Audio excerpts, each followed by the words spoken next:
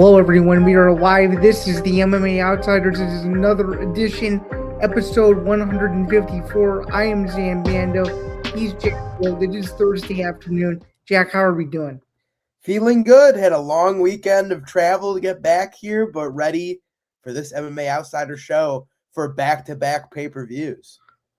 Well, technically, it's back-to-back number or premium events, if you will, because at least for us in the United States, we're no longer in the pay-per-view era. But for everybody else, I guess, as you could say that. And yeah, that is a perfect segue into what we're going to be discussing today. Before we get into anything today, though, please be sure to like and subscribe to the Empty the Bench Podcast Network. You can do so at youtube.com/ETB Network.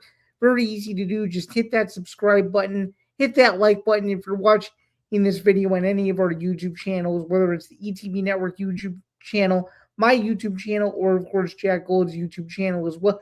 Also, if you happen to be coming across this for the first time and you like what you're hearing, please be sure to like and subscribe. It helps us out, and it tells the algorithm that you want more content like this. So please help us out on that front. Then again, of course, for those of you who don't know me at all, I'm Zain Bando. I'm a staff writer for MMAKnockout.com.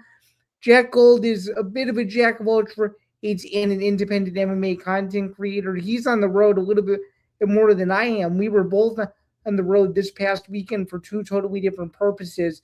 Jack, before we get into the show, how was everything just in regards to your commentary duties? And can you just kind of tell me and the viewers a little bit more about it, as I am clearly an outsider when it comes to pretty much some of the things you do, because some of the things you do are very different than some of the things I do. So please enlighten me on what that experience was like and just kind of what you took away from it. Man, what I will say is thank you to our mutual friend, Harry Mack, for making it happen. He reached out to me to do play-by-play for CSE, the Gauntlet one in Brooklyn, New York, at the New York Fight Club. Luckily enough for me, my color commentary partner was Matt, the Steamroller Frivola, staple of the UFC, awesome guy. It was a really great night. I had a lot of fun. There was a lot of fun action. The MMA fights were great. We had some pillow fights on there, and it was a great experience, and I hope they have me back. But a little show here. I just wanted to show, I don't know if you've ever seen pillow fighting before. I don't think I have. I've seen Kara-jitsu. I don't think I've ever seen pillow fighting, though. So now, let's just take a little look here. This is my favorite pillow fighting match of the night. It was Muscle Man Malcolm versus Tommy Danagogo, two 340-pound heavyweights throwing around these 2-pound pillows, and it was a fun time. Okay. I will pop it up so everybody can see it. He is 26 years old. His gym is the nearest Waffle House. He's a world champion powerlifter. He's a social media sensation. He knows The Rock, Dwayne "The Rock" Johnson's Waffle House order, and he's the black version of Chris Van Vliet. He's from Washington, D.C., and he is ready to throw down in the Pillow Fighting Championship. Jeez. Okay.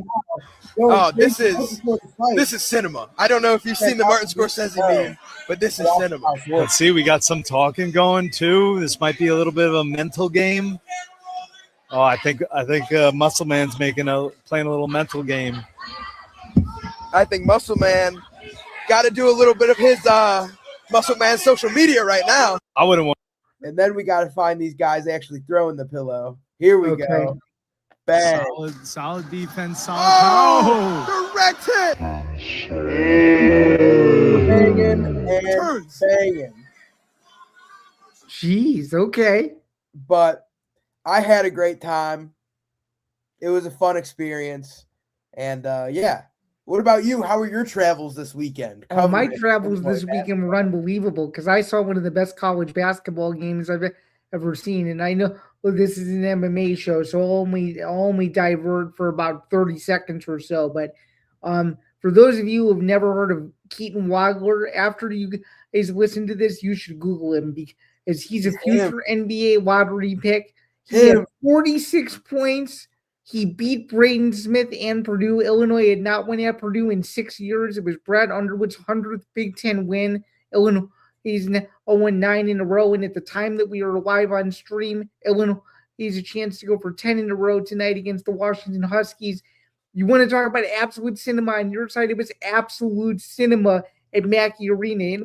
And from being the loudest basketball venue I've ever been in to dead silence when Illinois walked off the court with an 88-82 road win and arguably the biggest win of the entire season. And luckily enough, thanks to me, Keaton Wagler declared to the world that Illinois is a national title contender. So overall, it was a very, very solid Saturday afternoon and evening, and I could not have been happy to be honest with you, not just one of the best venues in the Big Ten, but one of the best venues in college basketball, period. I was just going to say, the Mackey Center, that's a really great place to be. I went when I was a kid.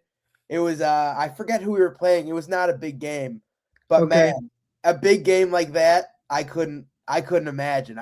For you, a huge basketball fan. Yeah, I was super happy to be there, and just 100% dead silence. The Purdue fans didn't know what to do with themselves, and not to divert even further, but I'm just gonna throw this in because I noticed it. Very, very, very few Purdue fans are actually classy.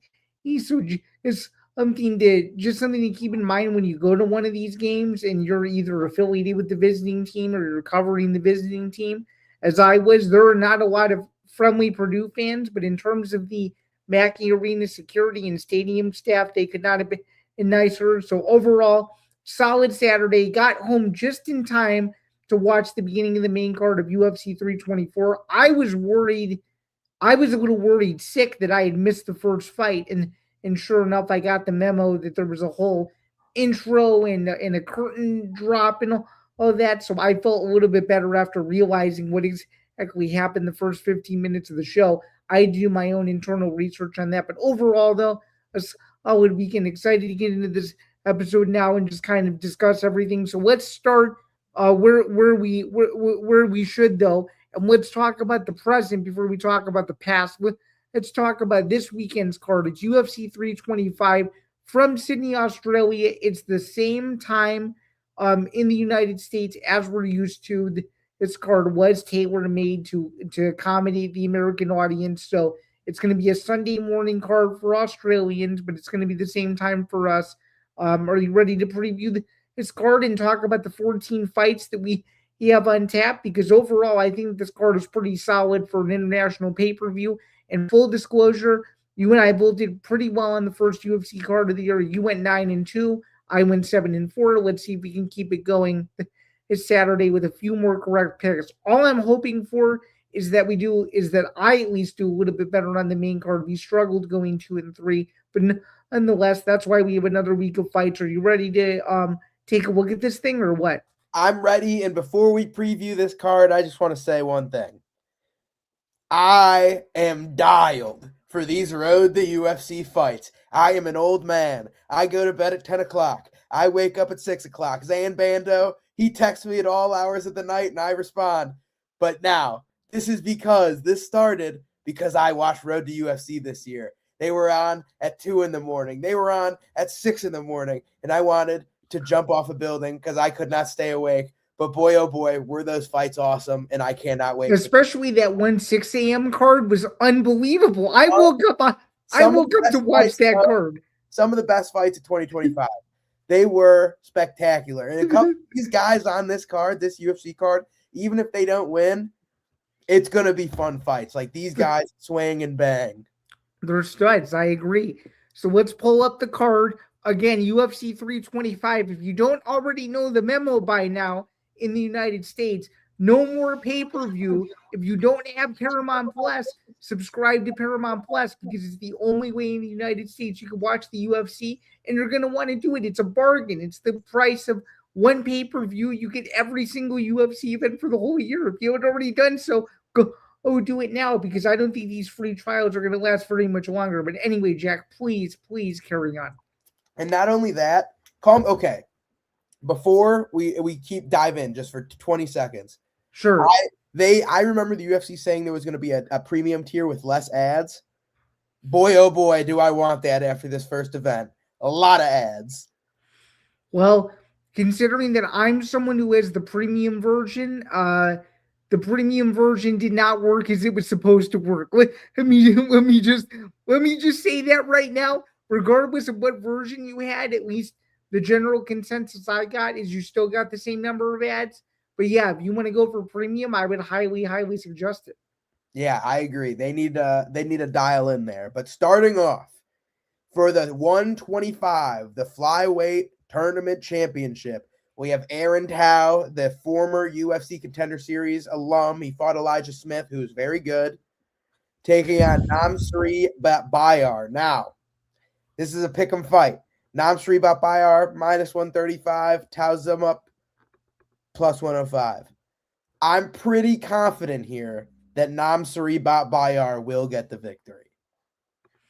See, I disagree. I think that even though Aaron Tao doesn't have formerly UFC experience, he does have Dana White Contender Series experience. And even though I know that those two things aren't mutually exclusive, they kind of are, in the sense that he knows what it's like to fight in front of Dana White. This other kid, as talented as he is, doesn't. I don't know if his octagon jitters are going to get to him. What I can tell you is it's going to be a fun fight.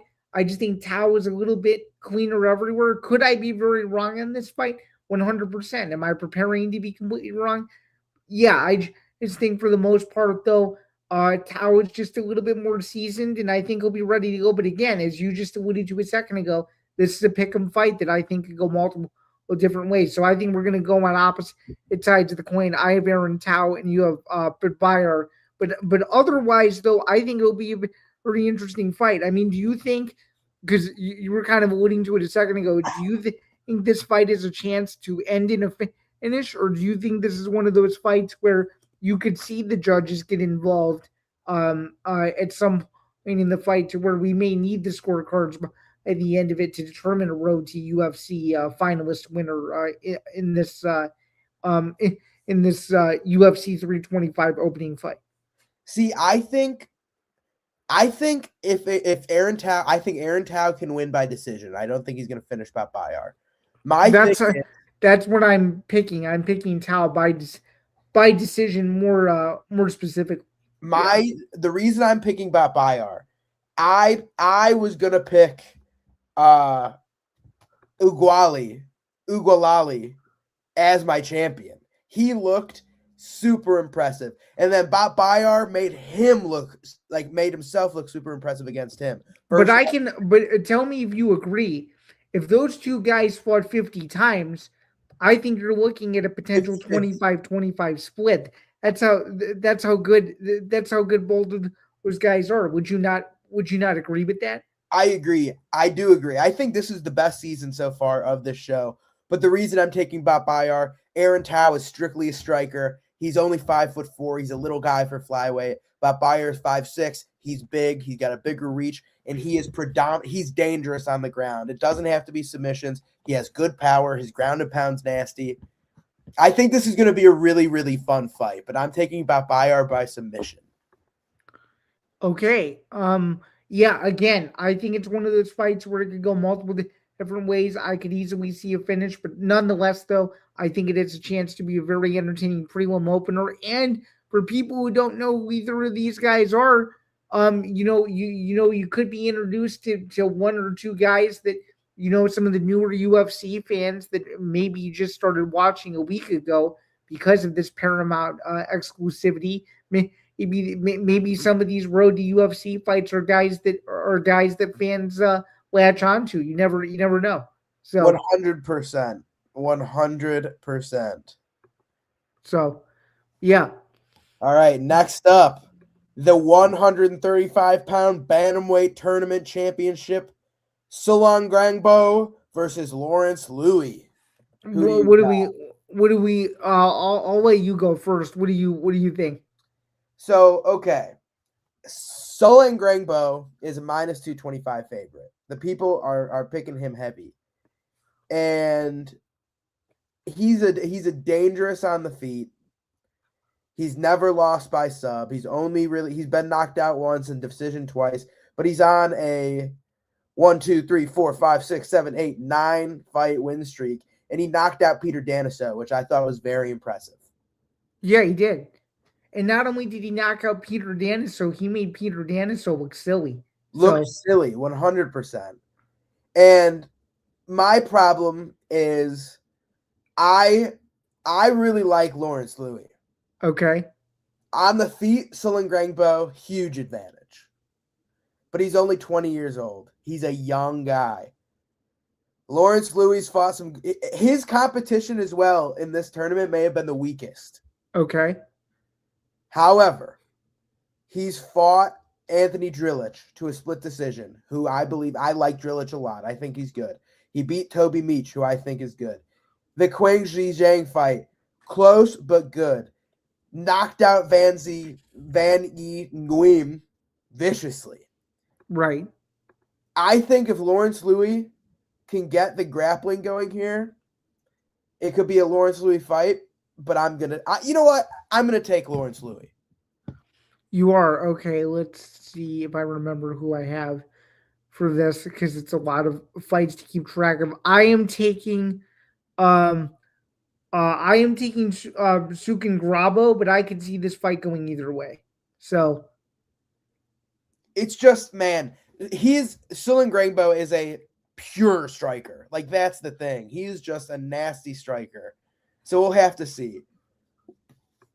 Next fight up, the featherweight 145 title tournament championship, and this is the fight I am personally most excited for.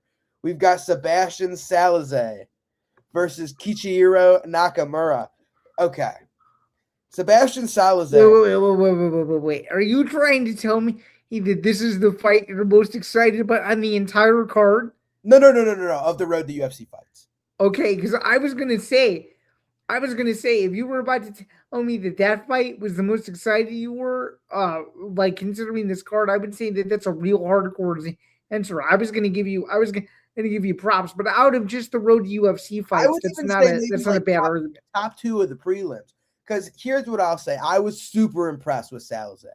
Super impressed. He reminds me a lot of he's like a Volk type. You know what I mean? Like, very twitchy, very technical, very twitchy, technical, and a guy who likes to, I guess you could say, pick his spots really well, and do so in such a way to where there's no question what he's going to do as soon as he gets in there. So, and he's super well-rounded.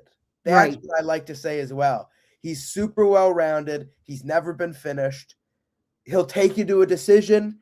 He has the power to knock you out. He'll take you down and sub you. Like, he is a very well-rounded fighter. But Kichihiro Nakamura, he might have been my most favorite surprise of the whole season. Okay. His knee on Ejin Park was insane. Vicious. Absolutely insane. Vicious. Like, this dude, he's clean, he's slick, he's beautiful striker. His knees are crazy. Like, he has crazy power. He's got crazy reach. Crazy reach for 145. Maybe not crazy like Conor reach, but like, he's 5'8". 70, it says 70 and a half here. I think on Road to UFC it says 71 and a half. 5'8", bigger than Salazar. But here's the thing. That Kai Wen Lee fight, he looked awesome in that first round. He barely won that. Barely. Right. I think in this fight's a near pick'em. I'm taking Salazar. I think I'm going to go either by decision. I think I'm going to go by decision, but I think Salazar is just in his prime, well-rounded, and ready to go. I have Salazar finishing him in the second round. I think it's going to be an awesome fight, though. I agree. I'm super excited for this one. Next up, this fight is an interesting one, and it's Dam Marfan versus Sang-Woo Kim. Now, both of these guys, it says minus 180 for Dam Marfan. It's closer to minus 146 right now. Okay, so they haven't re-updated it, is what you're saying? Yeah, so it's there's some money coming in on Sang-Woo Kim. Okay. but I think Don Marfam is going to win this fight. Like, they're both heavy grapplers. Okay. Like, Sang-Woo Kim, big. I think he's a little bit of a bigger, taller guy than Don Marfam, but his wins are like they just drown you, right? But this guy also lost to Rong Zhu. And Rong Zhu's no slouch. Everybody, the people who know, and meaning like the real geeks who know how tough that guy is. So that isn't a surprise. So It's not a surprise. It's also I just like, this guy's good, man. He's really good. But I think Don Marfan is also really good, and he drowns you. He's not a huge finisher, but I think he will drown Sang-Woo Kim. And the only person he's ever lost to, both losses, are rear naked chokes to Quillen Salkeld. right, and Quillen's Salkeld, obviously, who we'll get to in a little bit, is opening the main card in a very interesting fight himself. So, Agreed. So I think this is going to be a very grapple-heavy fight. I can see Sang-Woo Kim ending up getting the finish, but I think if this fight goes to a decision, Don Marfan is getting the victory. I am taking Marfan by decision. Where are you leaning at? I think Marfan decision. Okay. Next up to start the UFC bouts, we have Khan Offley versus Yeet Sa. Who do you like? I like Khan Offley to get a signature win, and a win that he desperately needs, in my opinion. What do you think? I have been leaning Khan Offley all week, but I think I'm gonna switch it up, and I think I'm gonna pick Yeet Sa. Okay, can you explain why? I'm just remembering the last two fights he had and how good he did. His last 5 fights, even. Like, he ran through Road to UFC and won.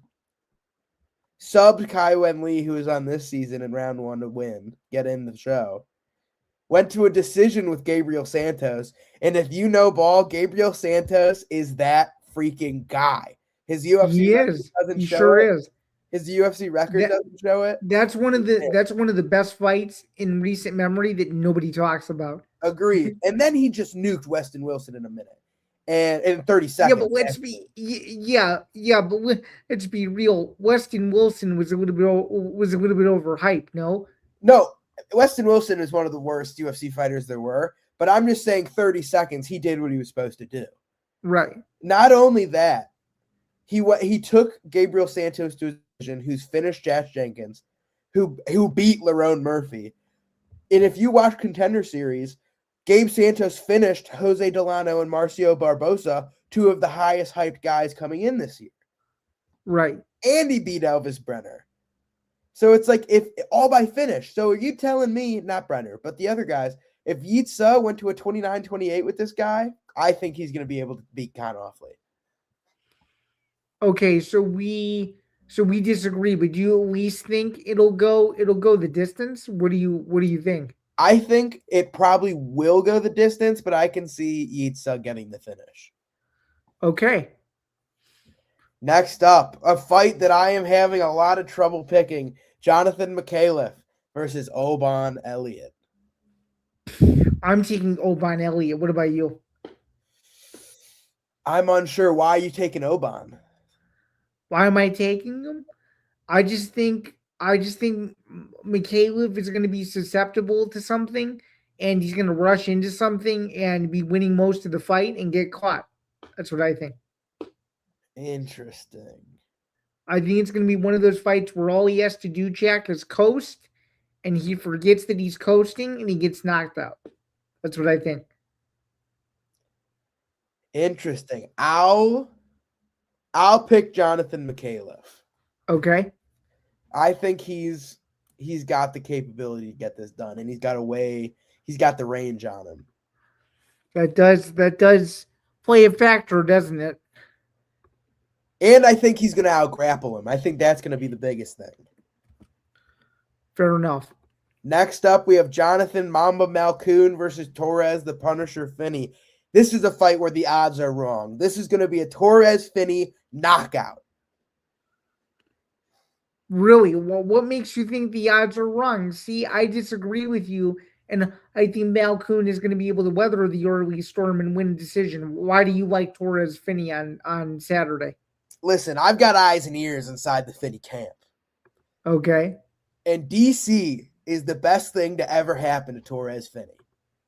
Okay. Torres, he wasn't locked in last year. He was wishy-washy. He was thinking about other things. This year, he's dialed. He's training with the other goofy. He's training with the peak guy who fights like him. He found the guy who's like, okay, who has been smaller than everyone that he's ever fought? Daniel Cormier. Who's a great wrestler? Daniel Cormier. Who has some of the nastiest ground and pound, maybe not most vicious, but just tormenting ground and pound in MMA? Daniel Cormier. And who has been able to knock out the greatest heavyweight of all time on the feet? Stipe Miocic. Daniel Cormier.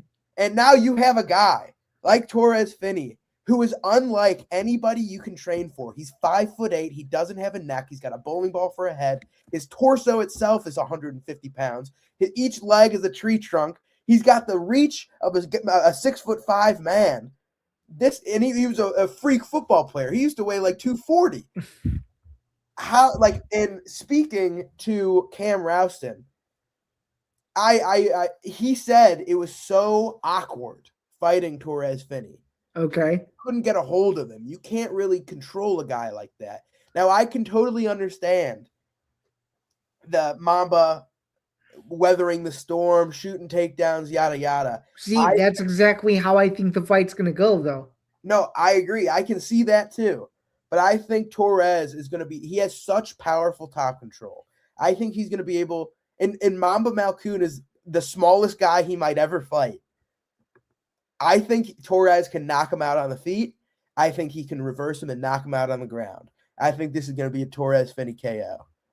Okay. Confident. Lock of the week. Oh, okay. All right. Hey, I got to say, every week there's always the one fight that sneaks up on you that people least expect. I mean, given what you just alluded to and given what's already out there, again, none of it would be a surprise either way. Again, there's a lot of even fights on this card to where the odds maybe don't really show it, but the hardcores know how competitive some of these fights are, and I think that's what makes it very interesting. So, I love it. Next up, Cam Rouston versus Cody Brundage. We don't have to break this down. Give me Cam Rouston by finish. Yeah, this one's easy. You want to talk about a potential lock of the week for me? That is my lock of the week. Is Cam Rouston by whatever he wants versus Cody Brundage in the second to last prelim of the evening. So, love it. Next up, we've got Billy Alicana headlining the prelims versus Junior Tafa. Again, this one's cut and dry to me. This is going to be a Billy Alicana submission. Okay, I actually am going with the upset, and I'm taking Junior Tafa by knockout. They've got another one. They got another one, guys. The Tafa brothers caught him again. Listen, if you're losing to Tuco Tokos, I'm taking Billy Alicana. Fair enough. It's not like Tukos was all world, was he? So oh man. Now, starting the numbered event, we have Quillen Salkill, mate, versus Jeremy Malarkey. Quillen closer to a minus 1,100 favorite. 1,100 favorite. Minus 440 to get a finish versus Jamie Malarkey. This is a massive spot. And if he loses, he will be officially cursed.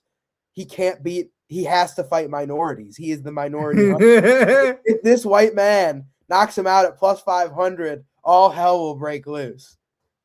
Even Quillen himself said if he loses this, he's finished. He's racist. So you're not going to believe this. And this is a mic drop moment. and I think we're gonna have an early candidate for upset of the year. See, I don't think so. I think Quillin is good enough to dial in and get this dub. Like, I think I've been a Quillin denier. I've picked against Quillin. I picked Nazareth Hakparas pretty vehemently last time. I picked Yanal Ashmuz pretty confidently before that as well. I just think he's shown, like, Quillin's last 5 fights, Dom Marfam submission, Gage Young decision, Anshul Jubilee first round knockout, decision Yanal Ashmuz, head kick Nazareth Hakparas. I can see this being a Quillin style kill decision. Okay.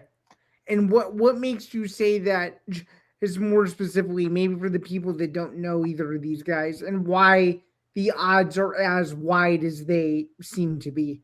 Well, Quillin is very popular online, let me tell you, because his first UFC fight, he became known as the Redeemer. And if you don't know, Anshul Jubilee, the first Indian male, the one of the only, I don't want to say the first, but the only Indian male in the UFC. He was talking crazy. He was saying he could beat Khabib. He was saying that he was the best in the world, which, like, obviously, yada yada. And Quillin came out there and knocked him out in 15 seconds. And then the whole world was saying, "Do not redeem," and he redeemed it. And then he fought Yanal Ashmuz. Yanal Ashmuz is from Israel. If there's a pattern here, the online hatred is pretty heavy on these groups. Next fight was Nazareth Hakparas, who's from the Middle East. That's 3 in a row. So now a lot of people online are praising Quillin, and they love Quillin for this. And I like him. I like Quillin, but I don't understand the weird racism aspect of it. Can I explain it to you? Yeah. It's because MMA fans are very different. There's a sector of MMA fans that care about only fighters from their country of origin. Okay, so let's actually divert this, because there's been tons of videos made, but we haven't really spoken about this. So I think there are 4 tiers of MMA fans. I'm just gonna be completely honest, and one of them are the people who single-handedly only root for fighters that they have a personal, either cultural or country of origin connection to. That's one. Then there's the tier. This is in no hierarchy order. It's just off the top of my head. Then there's the next tier of people that will only show up when the fights have some sort of name at the top, whether it's like a Volk this weekend, like a Taportia, like an Islam, stuff like that. Then you get like a Patty. I couldn't believe how many people I know don't watch UFC posting about Patty Pimblett. Yeah, I was amazed myself. Then you have the tier 3 people that are the hardcores that will watch everything. Then you have the tier 4 people that come around once every 4 years when they think, oh, McGregor's coming back, and he never comes back. So I think those are the 4 tiers of MMA fans, but one of them for sure has to be exactly what you're describing. People that only root for or try to spin a narrative that doesn't exist or doesn't make sense because it's related to their favorite fighter's country of origin. So, and I'm not trying to spill race into this. I'm just saying what I've seen online. There are tons of people that are 1,000% like this. So everything you're saying is 100% valid. And I just think it's odd. However, back to the fights. I do think Quillin is a cool guy, and I think he's a good fighter, and I think he's going to win this fight. Okay. You got Jamie Malarkey.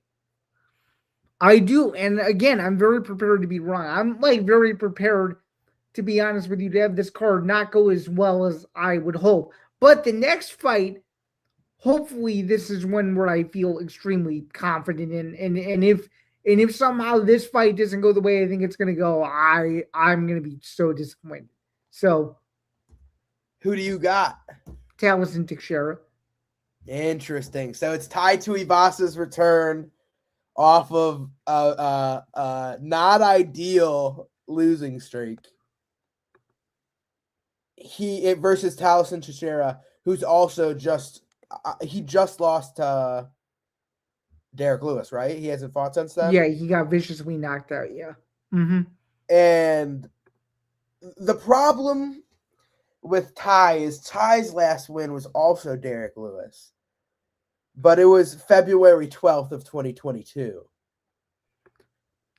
And which is a fight that, by the way, I don't mean to make this about him. I think that's a fight that Steve will do it, win a crap ton of money on, because he's still pretty good friends with Tai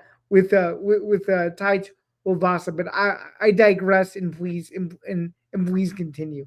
And if you look at Ty's career, it is one where he's had a resurgence before, and it's one of those weird things because he finished over Rashad Coulter, finished over Cyril Asker, decision win over Arlovsky, knockout to JDS, lost to Blagoy, lost to Spivak, comes back after a year layoff, knockout of Stephen Struve, who is dead scared Stephen Struve, who is dead scared of him. Then he knocked out Harry Hunsucker immediately, who was dead scared of him. How can you prove that both of those guys were dead scared of him? They were just they didn't throw punches; they were running away. Yeah, but what makes you say that they were scared? They could have just been nervous.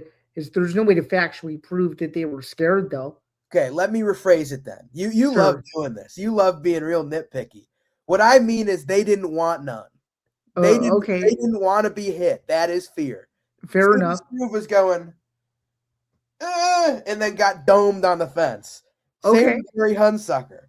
Same with Greg Hardy, who rocked Ty. I was there. I was there. He viciously knocked out Greg Hardy into the oblivion. It was unreal. Then the next fight, Sakai, then Derek Lewis. All of those guys aren't great. And then the second he gets to the upper echelon again, Cyril Gane, finish. Sergey Pavlovich, finish. Alexander Volkov, finish. Marcin Tybura, finish. Split decision versus Jairzinho Rogenstrike, a joke of a split decision. Oh, it was terrible. And I think you're right. Taliesin Teixeira I think he might even get the finish here. Yeah, I think Teixeira is knocking him out in the first round. That's the one that I'm, no question about it, the most confident in, is Taliesin Teixeira knocking out Tai Tuivasa. If he doesn't, I will be blown away. All right, next up, we have Mauricio Huffy versus Rafael Fiziev. Now, I'm rocking with the fighting nerds. Give me Huffy in a war. What do you think? This one I'm having some trouble with because I think I'm going to take Huffy. Okay. By finish. Okay. But the betting odds were a little weird on this one. So it came out at about a 110 either way. And then the money came in heavy on Fiziev. He went up to a minus 190. And now it came all the way back down to a pick'em. So it's because these guys were high level, and you have to think Rafael Fiziev less than a year ago fought Justin Gaethje in a great fight. So the odds makers must know something that we don't.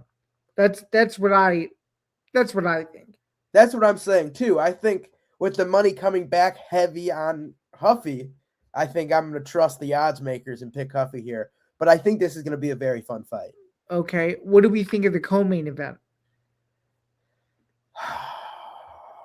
I'm torn. I think I got to trust my gut. I'm taking Dan Hooker. I'm taking Dan Hooker.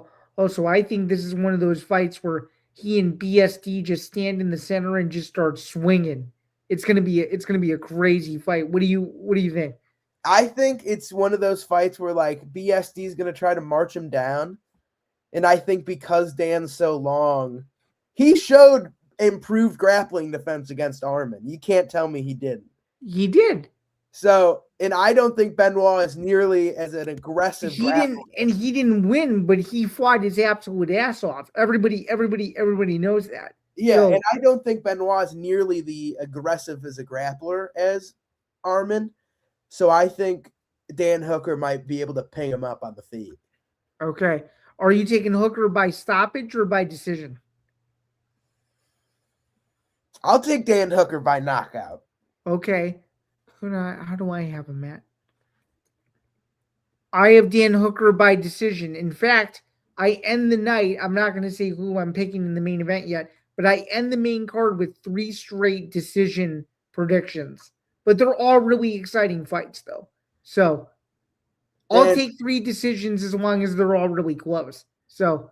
And next up, the main event of UFC 325. I know who you're picking. I know who I'm picking. It's Alexander Volkanovski versus Diego Lopes. And still, I'm taking Volk also. This isn't going to be as dominant as the first fight. I think Lopez will give him some different looks, but you're asking to go to Volk's house for Volk's first title defense of his second reign.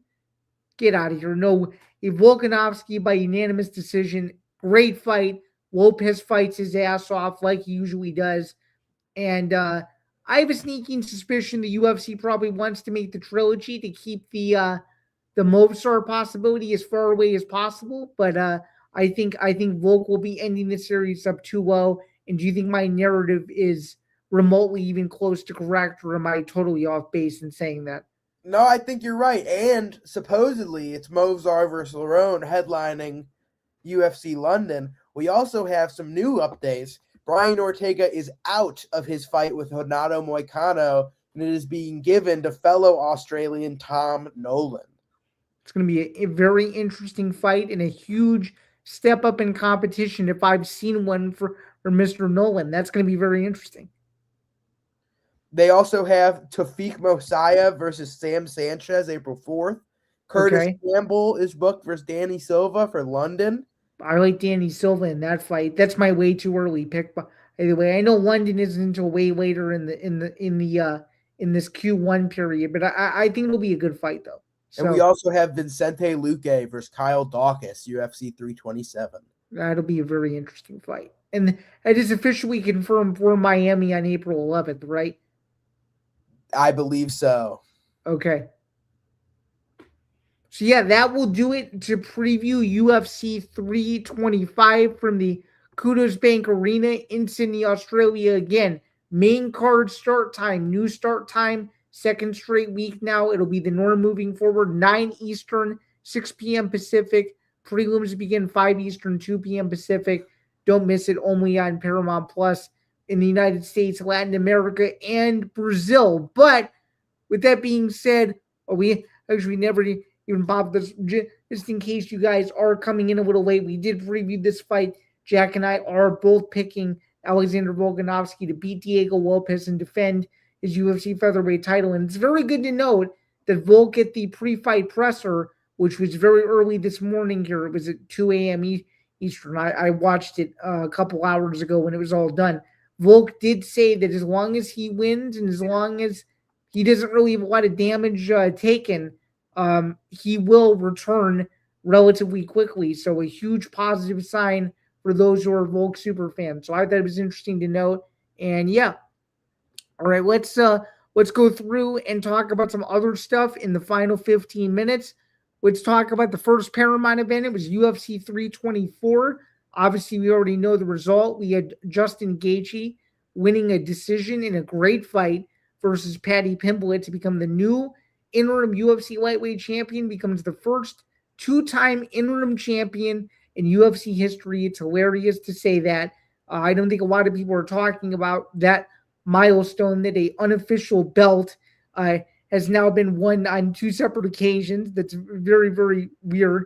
So now that sets up a unification fight between he and Ilia Topuria sometime later this year, maybe at the White House, maybe not. We were supposed to get some updates on the White House. I don't think we have any updates on the White House at the time that we're recording this. And Jack, you can correct me if I'm wrong there. But overall, though, a pretty solid main event. Before we just briefly discuss the main event with the 15 minutes that we do have, can we talk about just really quick the first Paramount experience, what you thought of it? I'll go into what I thought of it, but I think you're going to have some different perspectives than maybe I had, because you actually watched the prelims as they were happening and I did not. So if you could just kind of clue me in on what your viewing experience was like leading up to the main card, that would kind of help me contextualize everything. and I will go into my thoughts because I was able to watch the full main card, the pay-per-view card in full, and I actually have some bad news which I'm not ready to reveal yet. So I'm going to let you go first, though. See, I actually only got to watch the co-main and main event live because I was working. Okay. So I rewatched all of the fights on my flight home and at the airport, and they were really good. Like, I think it started off hot. I think Ty Miller looked sharp as hell. I think Josh Hockett, man, I was dead wrong. Is he a fucking douche? But God, he's You're good. 100% right. Hey, by the way, before we do anything, you want to take away Tapology from the bottom of this? Oh, this is the 324 one if you want to take it up. Oh, sure. Yeah. Okay, cool. Okay. So like, you had Ty Miller, 459 knockout in the first round. Then it was Hockett versus Freeman, also 459 of round one. It was one of those fights where it was dominant from the get-go. Hockett beat the shit out of Denzel Freeman, literally kicked him in the body, shoved him across the ring, flipped him off, and Mark Smith waved it off. And then not to even get into his post-fight interview with Joe Rogan, but his post-fight press conference was just bizarre. It made absolutely no sense whatsoever. And then I know you were probably going to get to this, but I have to just ask, that Ariel Helwani interview was very awkward. Did you see any of it? Well, Hockett's listen, as a fighter, dude's a problem. Like, he's an athlete. He's a problem, but dude, let's think about this. Once he fights a real heavyweight, he's screwed. Everybody, and he knows that. I'm talking about a real heavyweight that's been around the division for a while. I mean, dude, you're wrong. Really? I think you're wrong. I think I'm just gonna look here. I'm gonna look at the rankings. I think he could be ranked number 6 today. Really? Like, here's the heavyweight rankings. 15, Tolson Teixeira. I'm taking Hockett. I'm taking Tolson Teixeira. I don't know what you're talking about. I think he drags him down and drowns him. I think Walter Walker is a tough one. I think Hockett knocks him out on the feet. I agree with that. I think Hockett beats Walter Walker too. I think Parkin's a hard fight, but I think Parkin's too passive. I think Hockett gets a win.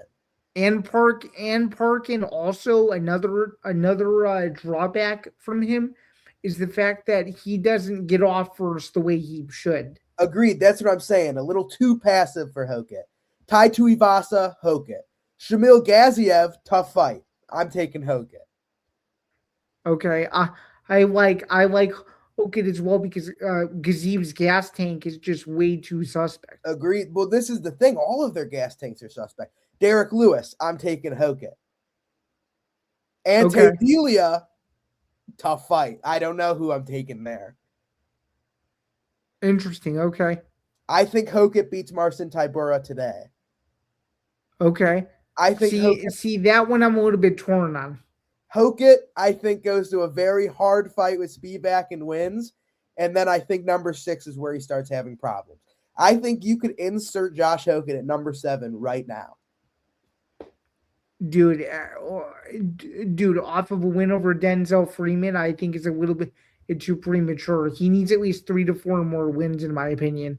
See, it's not just the Freeman win, though, that's saying that to me. It's the Uriel fight, huge dude. Maximenov fight, great grappler, big dude. Denzel Freeman, supposed to be a good prospect, smaller dude. Like, I think he's been able to fight most of these guys. His competition hasn't been the best, but I think he potentially will. I think he's going to be a ranking staple very soon. But personally, I think he's a douche. He and Judy. No, he is. He is. I think 99.9%, maybe even 100% of people agree with you. His shtick is dumb. He acts like he didn't want to be in the NFL. It's like, hey, buddy, the minimum salary for a practice squad player is $665K. Sure, you're walking away from that to fight for 10-10. Hallelujah. But I think he has a real good – he's going to be a ranked heavyweight, maybe top 10 by the end of the year. It's a bold prediction. We shall see. Anything else in regards to the either the event itself or just the Paramount viewing experience. I'm going to be completely honest with you. I had to turn the Paramount stream off. I had to find a different stream because the influx of ads just killed the whole viewing experience for me. Killed it. I couldn't see entrances until the co-main and main event. I couldn't see corner work. Like the whole thing was just an nauseating viewing experience. No, it was the ads drove me nuts, even on the watch back. But some other performances I just want to touch on. Alex Perez, what did I say? What did I say? You were right, yeah. Nikita Krylov, kind of a dull fight till the last minute. Cool. What did you think about Ateba's performance? I'm gonna be honest with you. I haven't seen the fight yet. Do you think he looked good? I think people saying Pulev won are nuts. I think Ateba won easily, but I think we got to chill out on. I think he needs more time. Is it worth a rewatch or no? Yeah, I think it's worth a rewatch. Okay. Umar Figgy, not worth a rewatch. This fight sucked. Like, so bad to the point it's just like, what do you do with Umar? So why do you think Dana said that Umar looked good? Do you think it's because he didn't watch it, or do you think it's because he looked good, like he dominated, but like it was boring as shit. Fair enough. He was like outpointing him a little bit round one, took him down, outpointed him all round two, and then outpointed him and then took him down and held him down until the end of round three. Like it was just like tit for tat. But here's where some of the good stuff started happening. Gene Silva, Arnold Allen. That was a great fight. Banger. Arguably, I almost would score it for Arnold Allen if it literally weren't for Gene Silva jumping off his back. I think 1 and 3 were very close. Okay, what did you think of the Rose Natalia Silva scorecards? Because some people thought that Rose won. I thought Rose won. I thought so too. But hey, I'll take the win. I'll take the pick. But boring. Also very, very boring. Right. What did you think about the Waldo finish? That was a weird one to me. It was an awful fight. The fight was awful. Very slippery. But to the point where Derek Lewis just falls on his back and gives up. I don't know. I mean, dude, even if that didn't happen, did you really think that Waldo was going to lose that fight? No way. I mean, at that point, I'm saying at that point in the fight. He was going to win. Yep. He was going to win. Now, the co-main. This one has people up in arms. And I feel like I'm one of the only people on earth that thinks Sean O'Malley won round 1 and 3 clearly. I think he did too. Everybody on Twitter and Instagram being Song. I think Sean O'Malley almost finished Yudong, which people aren't talking about. If he would have landed a few more kicks in round 3, he might have finished him. Maybe. I think Song was putting together some pretty good combinations. It might be worth a rewatch for you and some other people because he looked really good in the third round. I know round 3 round 3 was obviously his, but I think it kind of felt like Song just thought he won round 1 and 2, which he did. Okay, yeah, it was a weird one. Okay, do you agree that so this is how I scored the main event? I had Gaethje winning rounds 1, 2, 4, and 5. I had Pimblett 3 and 5. So I thought it was 48-47. And I see a lot of talk about eye pokes, and man, was Gaethje fighting dirty. But I don't think it was to the point where it was like Patty kicked him right in the cock twice. Like they were both following each other. You know what I mean? Yeah, well, there was one eye poke that was glaringly missed, though. Yeah, blatantly. Really bad. But it's now, I'm not saying it would change the entire complexion of the fight, but it would have been very important. I agree. Like, I would be tending, I'm okay with them. I would have been okay with the point taken if they would have given Gaethje round 5. Because Gaethje deserved to win that fight. If Patty won that fight on a point deduction, I would have lost my shit. That was Gaethje beat the piss out of him. But to Pimblett's credit, tough as nails, Great Tough fight. as nails, super classy afterward. He Super even classy. said if he wanted to lose to one guy, it would be Gaethje. Like, he said all the right things. It was pretty cool. Fantastic fight. But what was the fucking game plan? Where are the takedowns, dude? Your best asset is grappling. Fucking grapple this guy. He probably thought he could knock him out. He probably thought the whole fight that he could knock him out. And Well, he that's why thought he didn't wrong. change his game. No, I agree. I'm just saying that was probably his mindset. So Dumb. Do what you're best at. well said. So Now- overall, I give this card a B minus. What about you? I'll give it a C plus because I A think C plus, dude. Come on, are you serious? here's my things. All things considered, too many Okay. ads. First 4 fights were fun. Then it was dull for a while. Then we had a Okay. really good fight with Gene Silva and Arnold, and then it was dull for a while. And then the main event was awesome, which really saved this thing. But if we're thinking good cards, like C is average. I think with 4 good finishes and a great fight in a main event, we went 50-50. We bump it up. We're looking at a C plus. I'll even give it a B minus because Okay, the main event was so good. you are agreeing with me to an extent. That I'll it was, no, I think it was close. Like I think it was just like a great main event, one of the best fights I've ever seen. Like, was it competitive? Like the most competitive? I don't know, but it was hectic. It was just chaos the whole time. The Arnold Allen Gene Silva fight was very fun. The first 4 fights of the night were very cool finishes. Just the rest of the card was dull. I'm expecting a better event this time around. I hope you are 100% right. With the little time we do have, let's just jump right in and do quick picks. Zuffa Boxing 2, we're off the heels of Zuffa Boxing 1 at the Meta Apex in Vegas. Back at the Meta Apex again, it's Valenzuela versus Torres, another small card on a Sunday evening. So if you have nothing else to do, you can turn on Paramount Plus and watch these fights. I went 6-2. You went undefeated.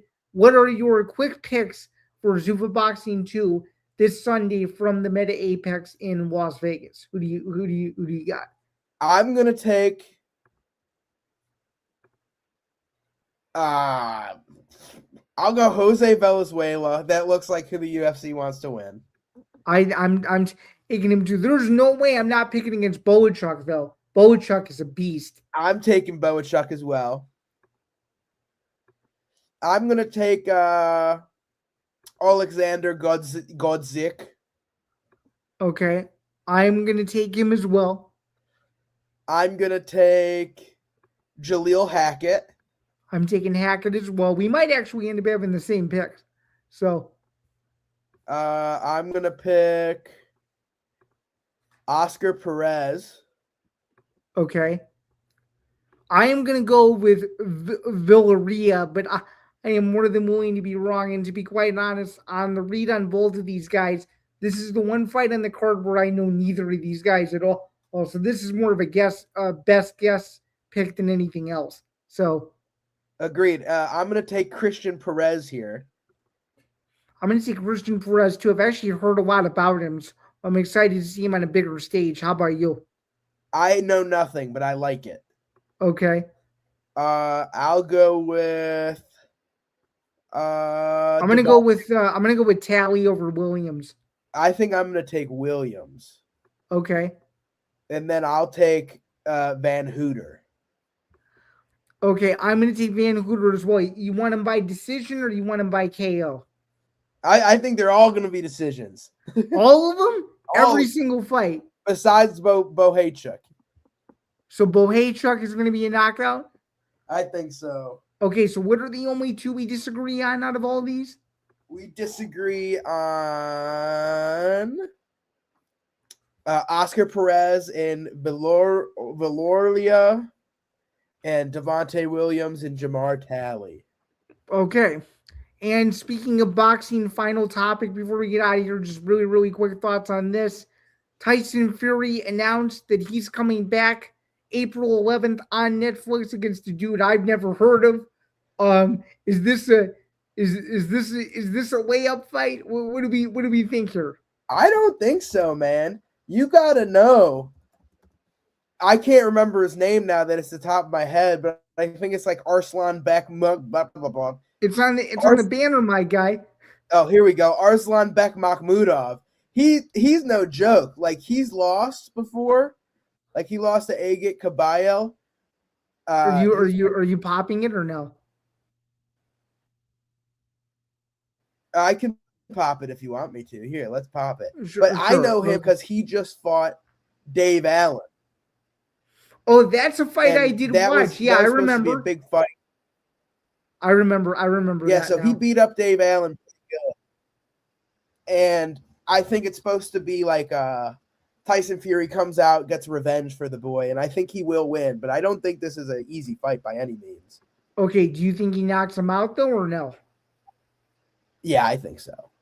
Okay, so on a day his only losses are knockouts. So on a day that's going to feature PFL Chicago, UFC 327, and Tyson Fury's comeback fight, how do you think the ratings will do for this Netflix card? And that card, by the way, Teofimo versus Shakur, is going to be unbelievable. I know. I want to go over the quick picks too. I know we're running late here, but there's a lot of fights this weekend. Okay, who do you got?